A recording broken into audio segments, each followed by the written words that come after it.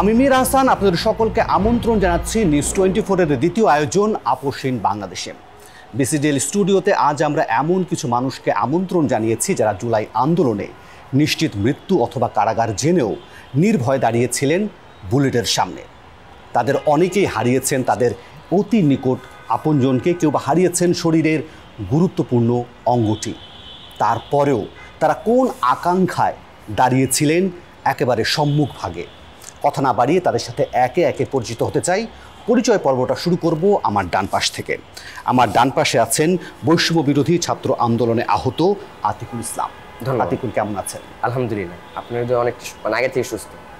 অসংখ্য ধন্যবাদ। আমাদের সাথে আছেন আবু বকর সিদ্দিক, তিনিও এই আন্দোলনে তার হাতে আঘাতপ্রাপ্ত হয়েছেন। কেমন আছেন?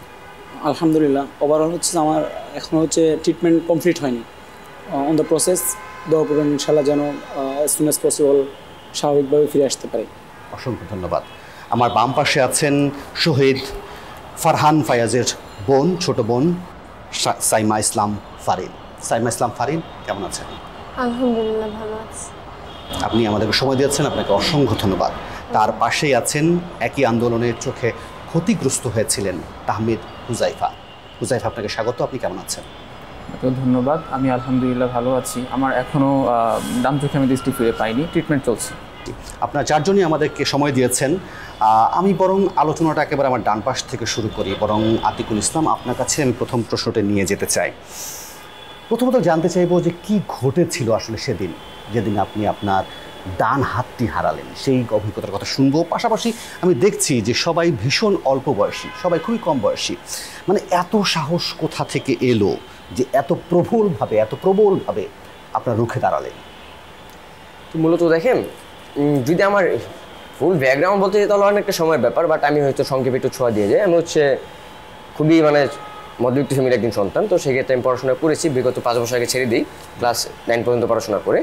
তো একটা পর্যায়ে দেখা যাচ্ছে আমি জব করতাম রাজনৈতিক কমপ্লেক্সে। তো হঠাৎ করে চলে আসে বৈষম্য বিরোধী ছাত্র আন্দোলনটা। সেই 5 আগস্টে প্রায় 40-এর উপর আর কি শহীদ হয় উত্তরা। তার আহত তো অ্যাভেলেবেল, এটা হিসাবের বাইরে। তো ওই দিন এমনও সিচুয়েশন গেছে যে আমার চোখের সামনে গুলিবিদ্ধ হয়ে কারো মাথার মস্তক পর্যন্ত আলাদা হয়ে গেছে, কারো হাতে লাগছে, কারো বুক এক পাশ দিয়ে বুক দিয়ে ঢুকে আরেক পাশ দিয়ে বের হয়ে যাচ্ছে। খুবই মর্মান্তিক সিচুয়েশন পার করতেছিলাম। তো একটা ছেলেকে আমি বাঁচাতে গিয়ে গুলিটা খাই। মোটামুটি সবাইকে বাঁচাতে, বেশিরভাগ মানুষকে বাঁচিয়েছি, সম্পূর্ণ রিস্ক নিয়ে বাঁচিয়েছি। প্লাস সবার ফ্রন্ট থেকে লড়াই করেছি। তো লাস্ট বর্তমানে যেটা শহীদ মীর মুগ্ধ নামের 4র্থ যে স্থানটা, সেখানে একটা ছেলে দাঁড়িয়েছিল। তো একটা গুলি এসে পায়ে লাগার পর আমি ওকে হেল্প করবো এরকম একটা প্রিপারেশন নিয়ে ওর দিকে আর কি দৌড় দিই, খুব স্লোভাবে, তেমন জোরে দৌড় দিইনি। তো ঠিক যাওয়ার সময় ওই সময়টাতে ওর কাছে আমি পৌঁছতে পারি। সবচেয়ে দুঃখজনক বিষয় হচ্ছে এটা, ঠিক সেই সময়টাতে একটা গুলি আমার নিজের ডানাতে লেগে যায়। আমি যে মেডিকেল থেকে উত্তরা কিস্টেন্ডের যে মেডিকেল থেকে বুলেটটা বের করি, সেখান থেকে তারা বলছিল যদি 8 ঘন্টার ভিতরে ট্রিটমেন্ট নেওয়া হয় তাহলে হয়তো আপনার 8টা বাঁচানো যাবে। তবে সবচেয়ে দুঃখজনক বিষয় হচ্ছে এটা যে আমি 2 দিন কোনো ট্রিটমেন্ট পাইনি। 5টা মেডিকেল দৌড়াদৌড়ি করছি, ট্রিটমেন্ট পাইনি। লাস্ট দেখা যাচ্ছে হৃদরোগেও দিচ্ছে, তাও 17 ঘন্টা পরে। সেদিন ট্রিটমেন্টটা হলে হাতটা থেকে যেত কি? হ্যাঁ, কিসেন্ডে তো আমাকে এরকমটাই বলা হয়েছিল, যদি 8 ঘন্টার ভিতরে ট্রিটমেন্ট নেওয়া হয় তাহলে হয়তো 8টা বাঁচানো যাবে। তবে রাস্তার অবস্থা খুবই মর্মান্তিক ছিল, যার কারণে আমার 2-3 ঘন্টা পর আপনার দেখা যাচ্ছে হৃদরোগ আসতে হয়। সেখান থেকে আবার বাংলাদেশ মেডিকেল যায়, সেখান থেকে আবার আপনার চোখে বিজ্ঞানও যায়। তো চোখে বিজ্ঞান আমার কোনো ট্রিটমেন্ট দেয় না, কারণ তাদের কাছে এই কাজ চলে না আর কি। যে কারণে আমাকে ব্যথা ইঞ্জেকশন দিয়ে দিচ্ছে জাস্ট। তারপর হৃদরোগে চলে যায়, সেখানে প্রায় 17 ঘন্টা ছিলাম, বাট কোনো ট্রিটমেন্ট দেয়নি। পরের দিন 6 তারিখে তাও ট্রিটমেন্ট দিছে। এরকমটা ট্রিটমেন্ট দিয়ে জানিয়েছে যে হাত কেটে ফেলতে হবে আর কি। তো আমার আব্বু আম্মু অনেক রিকোয়েস্ট করলো আর কি যে বাঁচানোর জন্য, বাট ওরা তেমন কোনো আগ্রহ দেয়নি। ওরা জাস্ট পারতেছিল না যে আমাকে ঘাড় ধাক্কা দিয়ে বের করে দেওয়ার জন্য আর কি। তো এক পর্যায়ে আমরা বেরিয়ে চলে আসি, তারপর হৃদরোগ থেকে, তারপর নিটোরে চলে আসি, তাই সেখানেও ভর্তি করায় না। কি সিচুয়েশন যে আমরা যেই দেশের জন্য, যেই দেশের মানুষের জন্য লড়াই করলাম, বা আমার একটা অঙ্গ চলে যাবে এরকম সিচুয়েশন আমি শুনতেছি, সেখানে আমাকে ভর্তি করানোর জন্য আনসারে 2000 টাকা ঘুষ চাচ্ছে আর কি। তো জিনিসটা খুবই খারাপ লাগছিল ওই সময়টাতে, যে এত কিছু করার পর এই মানুষগুলোর জন্য এত কিছু করলাম, অথচ এই মানুষগুলোই আমাকে ভর্তি হতে ঘুষ চাচ্ছে, তো একটা সরকারি মেডিকেলে। আর আমি ছাড়া যারা আন্দোলন যুক্ত ছিল না তারা ভর্তি হতে আসলে কি করবে তারা? ডান হাত একটা মানুষের শরীরে একটা অংশ নেই হঠাৎ করে, সেই অনুভূতিটা যখন হয় সেটা আসলে আপনি কীভাবে নাড়া দেয়, সেই বিষয়টা আমি জানবো। তবে একটু আবু বকর, আপনার বিষয়টা জানতে চাইবো যে আপনার সাথে আসলে কি ঘটেছিল সেদিন। আমি জুলাই বিপ্লব, আমার স্বতঃস্ফূর্ত অংশগ্রহণ হচ্ছে 19শে জুলাই। জুলাই বিপ্লবের স্টালিনগ্রাদ নামক যাত্রাবাড়িতে 19শে জুলাই জুমার নামাজের সময় ছিল। জুমার নামাজ পড়েছিলাম যাত্রাবাড়ির একটা মসজিদে। নামাজ পড়েই দেখেছি যে যাত্রাবাড়ির যে ম্যাচাকারটা, যাত্রাবাড়ির যেই ভয়ঙ্কর পরিস্থিতি, সেই ভয়ঙ্কর পরিস্থিতিকে পার হয়ে আমি বাইতুল মোকাররম এসেছি। বাইতুল মোকাররমে আমার এক হাত দূরে বিজিবির একজন সদস্য একটা গুলি করেছিল আমার এক ভাইকে, তার মাথার পুরো অংশ বিচ্ছিন্ন হয়ে গেছে আমার এক হাত দূরে, স্পট ডেট ছিল। 4 তারিখ আমরা শাহবাগে ছিলাম। শাহবাগে যখন সকাল 11টায় আমি আসি তখন হাজার হাজার মানুষের গণজমায়েত ছিল। আমরা প্রায় 300 থেকে 400 মানুষ আমরা কারণ বাজার, শাহবাগ থেকে কারণ বাজার অভিমুখী হই। আমি আমার পরিবারের এক সন্তান, বড় সন্তান। ওই সময় এমন সিচুয়েশন ছিল যে আমি যে মারা যাব ওই চিন্তাটা আমার মাথার মধ্যে ছিল না। জাস্ট আমার ওই চিন্তা ছিল যে আমার ওই ভাইকে বাঁচাতে হবে, আমাদেরকে সামনে আগাতে হবে। তা আমি হচ্ছে যে আমার ওই ভাইকে যখন ধরার জন্য গিয়েছিলাম, যখন একটু কাত হয়ে একটু নিচু হয়ে যখন তাকে উঠানোর চেষ্টা করছিলাম, তখন একটা গুলি আমার এদিক থেকে স্নাইপার শট, পরবর্তী ডাক্তার বলছে সেটা স্নাইপার শট ছিল, একটা গুলি এদিক থেকে ভেদ করে পিছন দিয়ে চলে যায়। তখন আমার হাত থেকে ওই ভাইয়ের বডিটা পড়ে যায়, আমার এই হাত পুরা, ডান হাত পুরা সেন্সলেস হয়ে যায়। পরবর্তীতে আমাকে বাড়েমে নেওয়া হয়। বাড়েম থেকে তারা ফার্স্ট এইড দেওয়ার পরে আমাকে ঢাকা মেডিকেল নেওয়া হয়। যারা আপনার আন্দোলন করেছেন বা আন্দোলনের সাথে সম্পৃক্ত ছিলেন তাদের অনেকেই এখন হুমকি পাচ্ছেন, সেই বিষয়টা আমি শুনতে চাইবো নিশ্চয়ই। তবে এর ফাঁকে আমি একটু আহমেদ হুজাইফা আপনার কাছ থেকে আপনার কথাগুলো একটু শুনতে চাই। আমরা যখন ঢাকা বিশ্ববিদ্যালয় কেন্দ্রিক আন্দোলনে সামিল হতে পারছিলাম না উত্তরায়, সেখানে ছাত্রদের উপরে, নিরস্ত্র ছাত্রদের উপরে পুলিশ, বিজিবি, র্যাব গুলি করে সেদিন প্রায় 10-এর অধিক ছাত্র জনতাকে হত্যা করা হয়েছিল সেখানে। এর পরবর্তীতে 2রা অগাস্ট সেদিন হচ্ছে মার্চ ফর জাস্টিস নামে একটি কর্মসূচি ঘোষণা করা হয় এবং উত্তরে আমরা এটা বাস্তবায়ন করার জন্য জুমার নামাজের পরে উত্তরে 11 নম্বর সেক্টরে আমরা জড়ো হই এবং সেখানে আমরা দেখতে পেয়েছিলাম যে সেখানে পুলিশ, ছাত্রলীগের নেতাকর্মীরা অস্ত্র নিয়ে সেখানে মহড়া দিচ্ছে। তারপরেও যেখানে আমরা খুব বেশি ছিলাম না, আমরা সর্বোচ্চ 200 থেকে 250 জন ছিলাম সেদিন, এবং আমরা ভাবি না যে সেদিন আমাদের উপরে তারা অনেকজনই ছিল, এভাবে তারা হামলা করবে আমরা ভাবিনি। এক পর্যায়ে পুলিশ এবং ছাত্রলীগ এবং যুবলীগ তারা ঠিক রাস্তার 2 পাশ থেকে তারা আমাদেরকে মাঝখানে রেখে তারা হামলা করে। আমরা আমাদের যতটুকু সামর্থ্য ছিল, আমাদের হাতে ইট ছিল, লাঠি ছিল, দিয়ে আমরা যতটুকু পারছিলাম মোকাবেলা করছিলাম। সেখানে আমাদের বন্ধুদের উপরে হামলা করা হয়, আপনারা দেখেছিলেন সেদিন। তো এক পর্যায়ে খুব কাছ থেকেই হচ্ছে আমাদের উত্তরার একজন কাউন্সিলর, তার ছেলে, সে আমাকে শটগান দিয়ে গুলি করে খুব কাছ থেকে, এবং আমি সেখানে তার চেহারাটা দেখতে পাই। যেহেতু আমি উত্তরাঙ্গে ধরে আছি, এটা একটি মজার ঘটনা যে আমি তাকে চিনতে পেরেছিলাম আর তখন। এর পরবর্তী যখন আমাকে গুলি করা হয়, আমার চোখে, আমার মুখে এবং আমার বডির বিভিন্ন জায়গায় সেই ছড়া গুলি আঘাত করে। সেখান থেকে প্রত্যেকটি মেডিকেলে তখন তারা কাউকে ঢুকতে দিচ্ছিল না। আমাকে কিছু সহযোদ্ধারা আমাকে ধরে নিয়ে পার্শ্ববর্তী একটা ক্লিনিকে নিয়ে যায় এবং সেই ক্লিনিকেও হামলা করা হয়, তখন সেখানে আহতদেরকে নিয়ে যাওয়া হয়। এক পর্যায়ে প্রাথমিকভাবে যখন চোখে বুঝলাম যে চোখে গুলি লেগেছে, সেখানে আমার প্রাইমারি ট্রিটমেন্টের পরে আমাকে সেখান থেকে নিয়ে যাওয়া হয় এবং সেখানে আমি আমার চোখের যেই বুলেটটা ছিল ভিতরে সেটা বের করা হয়। তো আমার ট্রিটমেন্ট এখনও চলছে, এখনও আমি চোখে দৃষ্টি ফিরে পাইনি। আমার নার্ভে, যেহেতু বুলেটটা ঢুকে একদম চোখের শেষ প্রান্তে নার্ভে যে হিট করেছে, যে ব্রেনের সাথে যে নার্ভটা কানেক্টেড, সেখানে হিট করার কারণে আমি এখন পর্যন্ত দেখতে পাচ্ছি। তবে ডক্টররা বলছেন যে হয়তোবা আরও কিছু ট্রিটমেন্টের পরে কিছুটা হলেও দেখতে পারবো। আতিক এবং হুজাইফা দুজনের কাছ থেকেই এটা একটু আমি পরে জানতে চাইবো যে চোখ বলেন বা হাত বলেন, এটা নিয়ে আসলে মনের মধ্যে কোনো আক্ষেপ আছে কি না সেটা জানতে চাইবো। তবে এই ফাঁকে একটু ফারিন, আপনার কাছ থেকে শুনতে চাইবো যে আপনার ভাইয়ের সাথে কি ঘটেছিল যেটা আপনি জানতে পেরেছেন, কখন শুনতে পেলেন তিনি আর নেই? ফার্স্টে বাবা জানতে পারে, বাবাকে ভাইয়ার একটা মানে ক্লাসমেট ফোন করে জানায় 2:30টার দিকে যে ফারহানের তো আঙ্কেল গুলি লেগেছে, তাকে আমরা লালমাটিয়া সিটি হসপিটালে নিয়ে যাচ্ছি। তো তারপরে বাবা আবার আমাদের বাসায় আসে, এসে বলে যে এরকম গুলি লাগছে। তো আমরা তখনও ভাবতে পারিনি যে ভাইয়ার গুলি লাগবে এরকম। বাবা এসে আমাদেরকে গাড়ির কাগজ চাবি এগুলো দিয়ে যায়, তো বলে যে তোমরা বাসায় থাকো, আমি আগে গিয়ে দেখি যে কি সিচুয়েশন, আমি যদি ফোন করি তাহলে সাথে সাথে তোমরা বের হয়ে যাবে। আমাকে ফোন করে 4:45 থেকে 4টার মধ্যে ফোন করে। তো তারপরে বাবা তখন কান্নাকাটি করে বলতেছিল যে ফারিন তোমার ভাইয়া তো আর নাই। তখন যখন আমি এই কথাটা শুনি আমি আমার পুরো যেমন শরীর, আমার খুব শরীর থেকে কিছু একটা বের হয়ে যাচ্ছিল, আমার শরীর পুরো হালকা হয়ে যাচ্ছিল। আমি আমার কানকে বিশ্বাস করতে পারছিলাম না যে ভাইয়া কিভাবে এটা হতে পারে ভাইয়ার সাথে। আপনার ভাই আর আপনার বয়সের পার্থক্য? আমার থেকে ভাইয়া 1 বছর 10 মাসের বড় ছিল।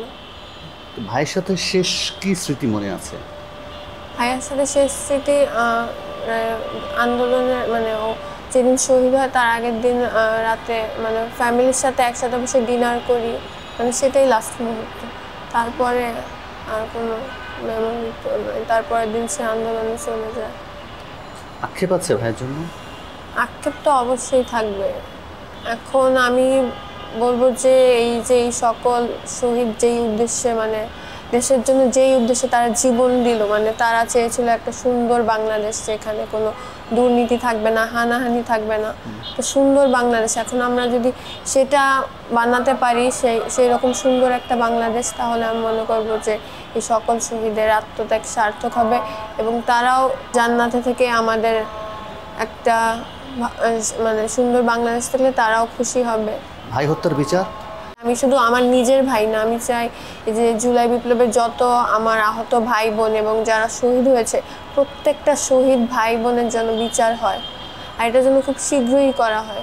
সেই সব মানুষকে আমরা আজকে পেয়েছি যারা খুবই সাহসী তরুণ, যারা এই আন্দোলনের সম্মুখভাগে থেকেছেন, তারা প্রতিনিধিত্ব করছেন আমাদের এই আলোচনায়। আমি একটা বিরতি নেই, বিরতির পর আরও বেশ কিছু বিষয় যেগুলো রেখে গিয়েছিলাম সে আলোচনাগুলো করব, তবে তার আগে নেব ছোট্ট একটা বিরতি। ফিরছি একটু পর। আবারও আমন্ত্রণ নিউজ 24-এর আপোষহীন বাংলাদেশের দ্বিতীয় আয়োজনে। আতিকুল ইসলাম, বিরতির আগে যে প্রশ্নটি আপনার জন্য রেখে গিয়েছিলাম, মানে হাত হারানোর আক্ষেপ কি আছে কোনো? দেখেন, এটা হয়তো বা যখন হাত হারিয়েছি তখন 2-3 দিন একটু বেশি ছিল, তারপর আবার ঠিক হয়ে যায়। তবে ধীরে ধীরে সময় যখন যাচ্ছে তখন কিছু কিছু জিনিস ফেস করতে হচ্ছে। যেমন আমি ফ্রি ফায়ার গেমটাতে মানে খুবই বেশি অ্যাডজাস্ট ছিলাম জন্মগতভাবে, প্লাস 20 বছরের মতো ডাইনাতে অভ্যস্ত ছিলাম। সেই ক্ষেত্রে ডাইনারটাই চলে গেছে। এখন জাস্ট বায়াত, যেটার মাধ্যমে আমি তেমন কোনো অভ্যস্ত না আর কি। তো দেখা যাচ্ছে বায়াত আমি ফ্রি ফায়ারে খেলতে পারছি না, এক পর্যায়ে আমি ফ্রি ফায়ারটা ডিলিট করে দিই। প্লাস আমার ফ্রেন্ড সার্কেল জীবনে কোনো সমস্যা হচ্ছে দৈনন্দিন জীবনে? সেটা তো থাকতে পারে। যেমন খেলাধুলার দিক দিয়ে যদি বলেন তাহলে অনেক খেলাধুলা থেকে বঞ্চিত হয়েছে অলরেডি। এমন এই শীত চলতেছে, র্যাকেট খেলাটা যেটা আমি ডানাতে বসতেছিলাম, এখন বায়াতে তেমনভাবে খেলতে পারছি না। সেক্ষেত্রে হয়তো আমি মানে মাঠেও একটা যাই না আর কি, মানে একটু কষ্টে আর কি। যে হাটটাতে আমি খুবই ভালো খেলতাম সেই হাটটা নিয়ে এখন যে হাটটা মানে আছে তা দিয়ে একবারে মানে পারতেছি না।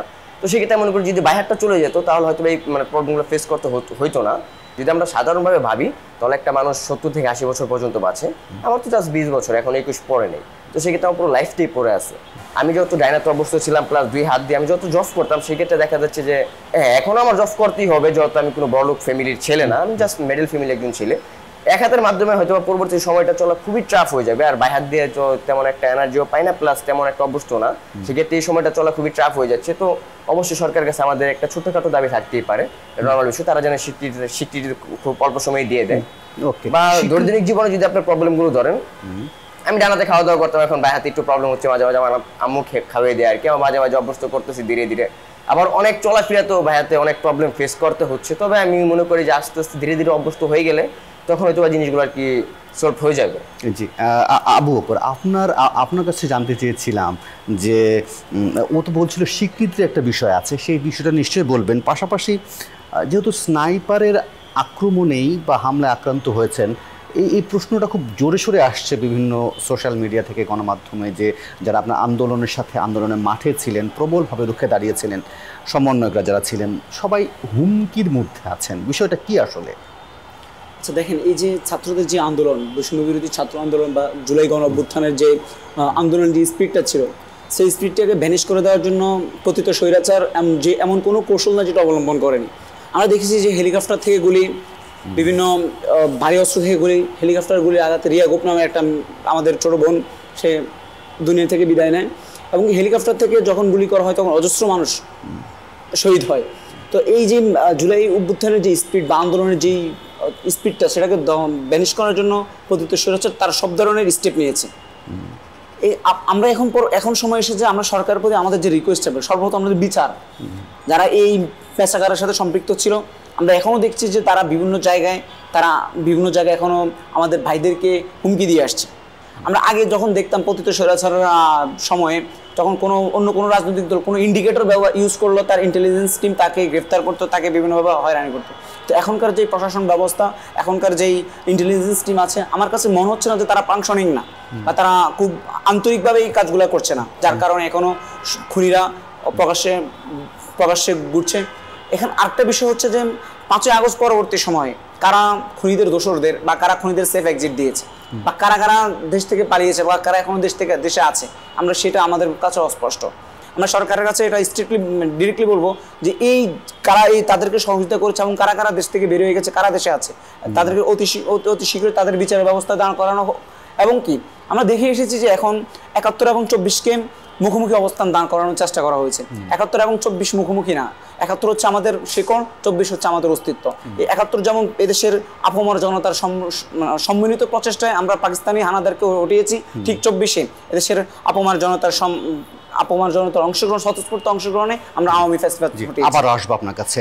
হুজাইফা, আপনি যদি একটু বলেন যে ধরেন একটা কথা বলছিল আতিকুল যে স্বীকৃতির বিষয়টা, পাশাপাশি এই আন্দোলনে যারা সম্মুখভাগে ছিলেন বা যারা আত্মহতি দিয়েছেন বা আত্মত্যাগ করেছেন, তাদের গল্পগুলো আসলে কিভাবে সবার কাছে যাবে এটা একটু বলবেন। পাশাপাশি এটাও একটু জানা জরুরি যে যখন সেই সময়টা একেবারে ইন্টারনেট সব কিছু বন্ধ ছিল, কিভাবে যোগাযোগ হতো? একটা সময় ইন্টারনেট বন্ধ করে দেওয়া হয় এবং আমাদের যে অনলাইন আমরা একটু ইউজ করতে পারছিলাম না। আমাদেরকে সে সময় বাটন ফোনে বা বিভিন্ন ইয়ার মাধ্যমে আমাদেরকে যোগাযোগটা মেনটেন করতে হচ্ছিল। ধরেন একটা নামাজের সময়, জোহরের নামাজ, এই সময় একটা মসজিদে বলে দিতাম যে হ্যাঁ সবাই এখানে একটু জোহর নামাজ পড়লে তখন একটা নিউজ আমরা সেভাবে দিতাম। মানে এভাবে আর কি আমাদের ইয়াগুলো হয়েছিল। ইভেন আপনি জানেন যে সে সময় এই ফোন কলগুলোকেও ট্র্যাক করা হতো। ইন্টারনেট বন্ধ করে দিয়ে ফোন কল ট্র্যাক করা হতো, কে কোথায় আছে এগুলো বের করে তাদেরকে সেখান থেকে গ্রেফতার করা হতো। তো একটা সময় দেখা যেত যে আমাদের কোনোভাবেই আমরা যোগাযোগ করতে পারছিলাম না। ইভেন আমি যখন আহত হই, আমার পরিবার তখন পর্যন্ত জানতো না যে আমি আহত হই, কারণ কোনোভাবেই আমি যোগাযোগ করতে পারছি না তাদের সাথে। তো আমরা মূলত পার্সন টু পার্সন আমরা গিয়ে যোগাযোগ করেছি। আমরা অনেক সময় এরকম করেছি যে আমরা ফোনে কিছু বলি নাই, আমরা বলছি যে হ্যাঁ অমুক জায়গায় একটু আসো, আসার পর আমার একটা চিরকুট বা কিছু একটা লিখে আমরা দিয়ে দিয়েছি আর কি। তো এই বিষয়গুলো আমরা তখন সেই সময় যখন ইন্টারনেট বন্ধ ছিল আমরা এইভাবে যোগাযোগগুলো মেনটেন করেছিলাম। আর কখন আপনারা 9 দফা থেকে 1 দফায় আসলেন?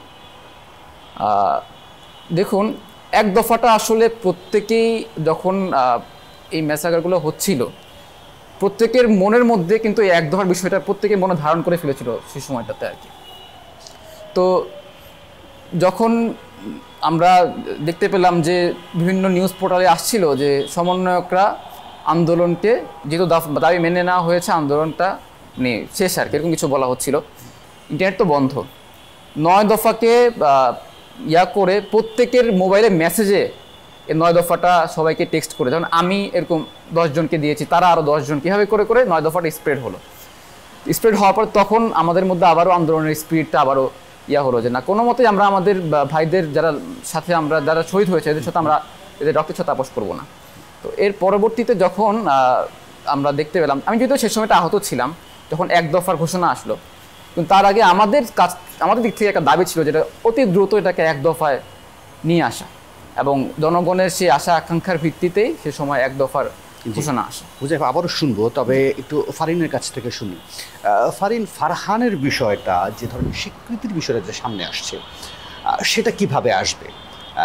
আর ভাইয়ের যে আত্মত্যাগের গল্প কিভাবে আপনি সাধারণ মানুষকে জানাবেন, সেটা শুধু গণমাধ্যম, এর বাইরে কিভাবে হতে পারে? শহীদের স্মৃতি সংরক্ষণ করতে চাই, তাদের পরিবারের সাথে আমরা সরাসরি যোগাযোগ করার মাধ্যমে তাদের কাছ থেকে আমরা তাদের বার্তাটা যদি নিই, এভাবে আমরা শহীদের স্মৃতিকে আমরা সংরক্ষণ করে রাখতে পারি। আরেকটা যেটা আমাকে যদি বলেন যে সেটা ধরেন যে আপনাকে কোনো ধরনের উপলব্ধি হচ্ছে যে ধরেন একটা কথা হচ্ছে যে 5 মাস হয়ে যাচ্ছে যে অভ্যুত্থান বলেন বা যে বিপ্লব বলেন যে আন্দোলনটা হয়েছিল সেটা বেহাত হয়ে যাওয়ার এক ধরনের শঙ্কা।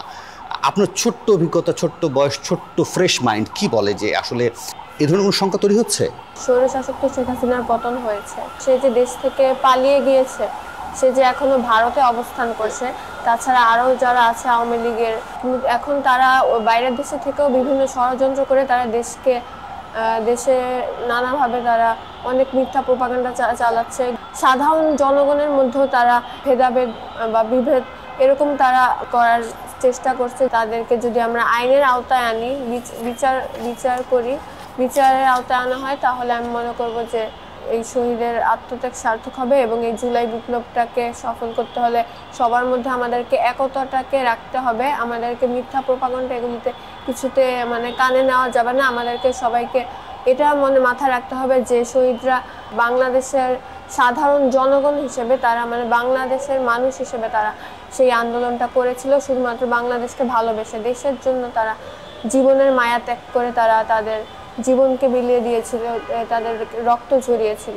আপনাদের মধ্যে দেখছিলাম আপনারা সবাই তরুণ এবং ভীষণ রকম তরুণ এবং নতুন প্রজন্ম।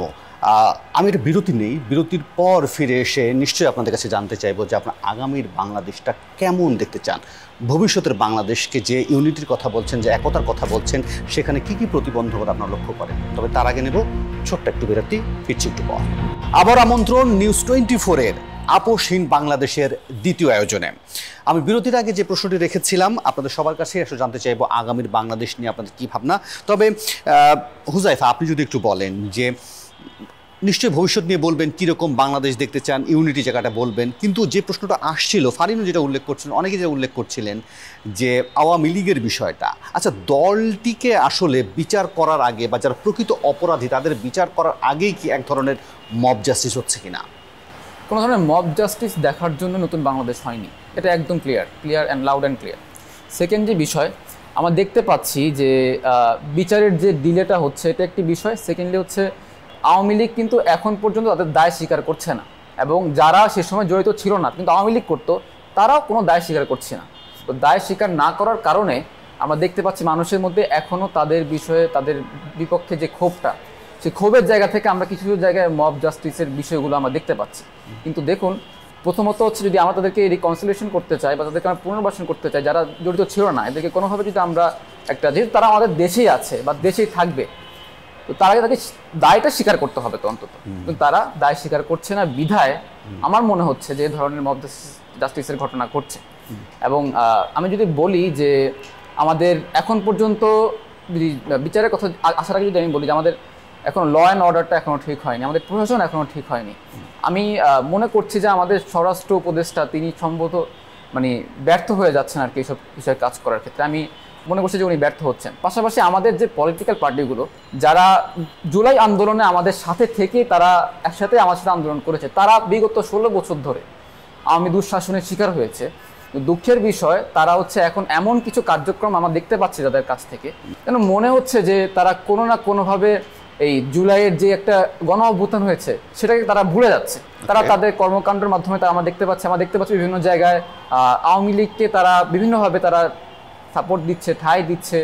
তারপর আমরা যদি বলি যে আমাদের প্রশাসনও অনেক জায়গায় দেখা যাচ্ছে যে আমাদের বিভিন্ন জায়গায় থানার ওসিরা, ডিসি, এসপি তারা কিন্তু জড়িত ছিল, তাদেরকে শুধুমাত্র জাস্ট বদলি করে দিয়ে বা তাদেরকে কোনো ধরনের বিচারের মুখোমুখি না করে তাদেরকে তাদের নর্মাল লাইফ লিড করতে দেওয়া হচ্ছে। তাহলে এই বিপ্লবের পর 5 মাস পর অর্জন কি? প্রথমত অর্জন যেটা, আমি এখন আপনার এই আয়োজনে আমি আমার মন খুলে কথা বলতে পারছি, এটা একটি বড় অর্জন আমি মনে করি। এবং যারা শহীদ হয়েছেন, শহীদ ফ্যামিলিগুলো কথা বলছে, আমরা কথা বলছি, আপনাদের এখানে এখন অন্যান্য পলিটিক্যাল যে পার্টিগুলো তারা এসে তাদের মতো করে কথা বলছে, কেউ কোনো বাধা দিচ্ছে না, এটা একটি বড় অর্জন অবশ্যই। তো দ্বিতীয়ত হচ্ছে আমরা একটি গণতান্ত্রিক প্রক্রিয়া হয়তো আমরা যেতে পারবো, যেটা আমরা গত 16 বছরে দেখি নাই বাংলাদেশে। আমরা ভোট দিতে পারি, আমি নিজেও ভোট দিতে পারি না। তো আজ হোক কাল হোক একটা গণতান্ত্রিক প্রক্রিয়া যে আমরা নির্বাচন দেখতে পারবো। ভবিষ্যৎ বাংলাদেশটা সে কীরকম দেখতে চায়, আপনি কীরকম দেখতে চান, এবং সেই ভবিষ্যতের বাংলাদেশ আপনার শহীদ ভাই ফাইয়াজ ফারহানকে কীভাবে স্মরণ করবে? এমন একটা বাংলাদেশ হবে যেখানে কোনো দুর্নীতি থাকবে না, দুর্নীতি মুক্ত, হানাহানি থাকবে না, ভেদাভেদ থাকবে না, কোনো মারামারি, সংশয় এগুলি কিচ্ছু থাকবে না। আমরা সবাই একসঙ্গে ঐক্যবদ্ধ হয়ে সব কিছুর সঙ্গে লড়বো। আর মানে বাংলাদেশের প্রত্যেকটা জনগণ যেন একজন বাংলাদেশের মানুষ হিসেবে যেন লড়ে, তারা যেন অন্য কোনো নিজেদের মধ্যে ভেদাভেদ না রাখে, জাতি ধর্ম বর্ণ নির্বিশেষে মানে প্রত্যেকের পরিচয় যেন একটাই থাকে যে আমরা বাঙালি, আমাদেরকে বাঙালি হিসেবে লড়তে হবে। আমরা নিজেদের মধ্যে কোনো পলিটিক্যাল পার্টিতেও আমরা নিজেদেরকে ভাগ করে নিজেদেরকে দূরে সরাবো না, আমাদের পরিচয় থাকবে বাংলা, বাঙালি। এর মাধ্যমে আমরা প্রত্যেক শহীদ যেমন তাদের দেশের জন্য যেমন জীবন দিয়েছে, যেই উদ্দেশ্যে তারা চেয়েছিল একটা বৈষম্যহীন বাংলাদেশ, তো সেই বাংলাদেশ আমরা এইভাবেই গড়তে পারবো যদি আমাদের মধ্যে একতাটা থাকে।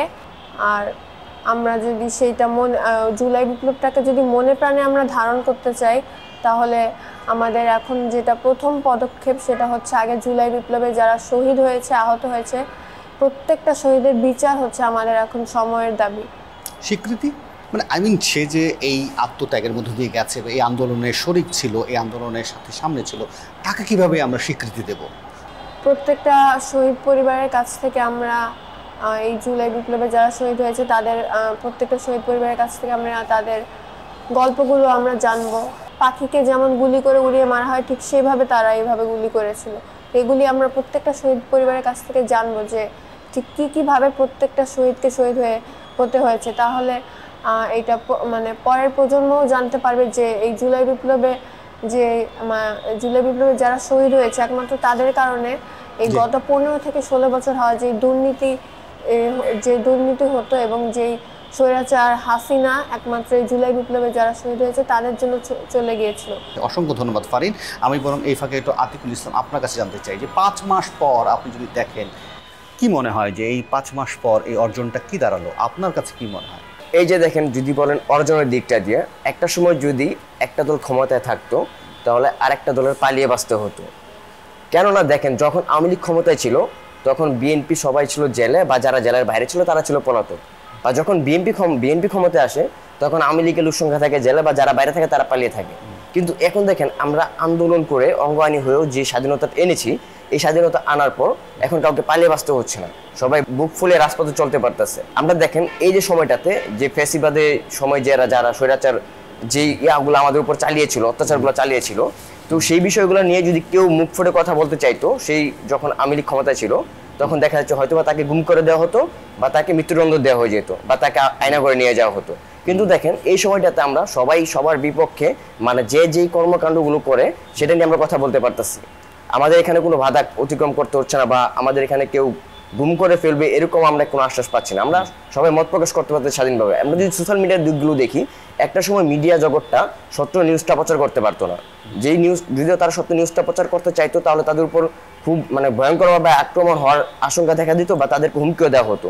কিন্তু এই সময়টাতে মিডিয়া স্বাধীনভাবে কথা বলতে পারছে। জি এখন কি মনে হচ্ছে যে মিডিয়া স্বাধীনভাবে কথা বলতে পারছে? হ্যাঁ, আমার যতটুকু ধারণা, আমি যতটুকু দেখতেছি মিডিয়া সম্পূর্ণভাবে স্বাধীনভাবে কথা বলতে পারতেছে। তবে আমি বলবো যে যেন তারা বর্তমান সময়ে হয়তো তার অনেক মিডিয়া এখন ভাবে যে এই টপিকটা নিয়ে যদি আমরা এরকম নিউজটা প্রচার করি তাহলে কি কিছু হবে কিনা পরবর্তী সময়। আমি তাদের উদ্দেশ্যে বলবো যে না, আপনি এরকম কিছু ভাববেন না। আপনারা হচ্ছেন দেশের একটা অংশ, আপনাদের মাধ্যমে দেশের মানুষ জানবে যে দেশে কি হচ্ছে। আপনারা অবশ্যই সত্য নিউজটা প্রচার করবেন। তো আমরা দেখছি যে এই সময়টাতে অনেক সত্য নিউজটা প্রচার করা যাচ্ছে। তো দেখেন, আমরা এই দিকগুলো যদি দেখি তাহলে আমরা অনেক কিছু আগের থেকে অনেক স্বাধীনতাটাই পেয়েছি আন্দোলনের পর।